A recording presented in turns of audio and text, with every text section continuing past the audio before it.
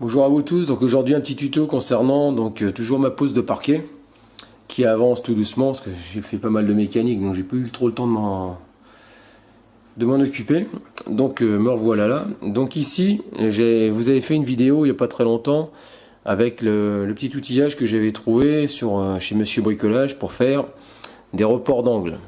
Donc ces reports d'angle c'est bien pour, comme vous pouvez voir, c'est un encadrement très simple. Un encadrement de porte simple, mais quand je regarde l'encadrement qui se trouve là-bas, mon appareil, le problème c'est qu'il n'est pas assez grand et il ne peut pas tout prendre. Donc c'est là que je suis enquiquiné, quoi. Donc j'essaye une nouvelle méthode. Donc ma méthode c'est de mettre du scotch sans prendre des mesures, juste coller du scotch. Comme vous pouvez voir en fonction des bonnes longueurs, et ensuite je mets des bandes latérales pour que tout tienne en même temps, et je vais essayer de les décoller sans souci et les reporter sur mon parquet.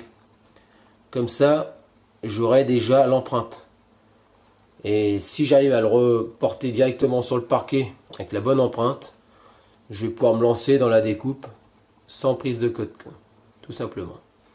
Donc c'est une première. Donc je vais tenter ça pour vous et on va pouvoir voir si mon astuce marche très très bien sans prendre les cotes et en y allant à l'arrache. Donc action, c'est... Donc voilà, donc ici j'ai fait pareil, du scotch comme je vous ai montré. Faut pas faire trop long. Pourquoi? Parce que après ça va être galère à décoller et à tout tenir en même temps. Donc vous voyez là j'ai réussi à décoller facilement et j'ai mon empreinte. Donc là maintenant je vais découper mon parquet sur la partie la plus longue jusqu'à la jointure de l'autre, comme on peut voir ici. Et le but du jeu c'est après de retranscrire cette empreinte et de se lancer dans la découpe, tout simplement. Donc là ce que j'ai fait, c'est comme c'est pas tout à fait droit au niveau du scotch, c'est imprécis. Donc ce que j'ai fait, j'ai tracé au plus droit. Donc voilà, pour faire des arêtes bien propres, bien nickel. Donc là, comme c'est un peu plus court, je suis resté au plus haut, histoire de garder de la matière, on ne sait jamais. Je fais l'encadrement, voilà, tac tac, et voilà. Donc ce que je vais faire, c'est que maintenant, je vais découper là-dedans, et je vais présenter ma pièce par rapport au mur. Donc comme vous pouvez voir, déjà, il y a une très bonne approche.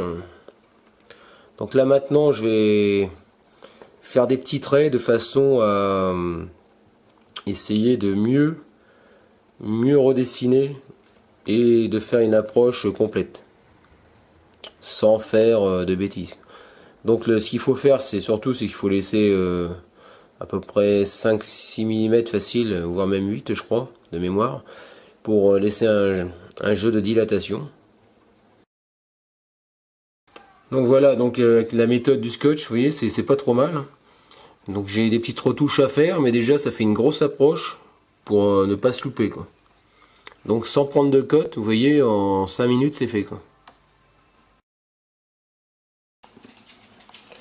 Donc voilà, donc la coupe est faite, enfin. Donc j'ai retiré le scotch. Donc vous voyez, c'est assez facile à faire.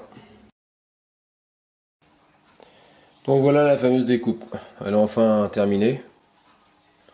Donc il n'y a plus qu'à la mettre. Donc je sais pas ce que vous en pensez, mais je trouve que c'est pas mal du tout, quoi. Donc voilà, bon, en espérant que ça vous a plu. Donc n'hésitez pas à me laisser des commentaires avec des j'aime ou j'aime pas. Et puis je vous dis à très bientôt.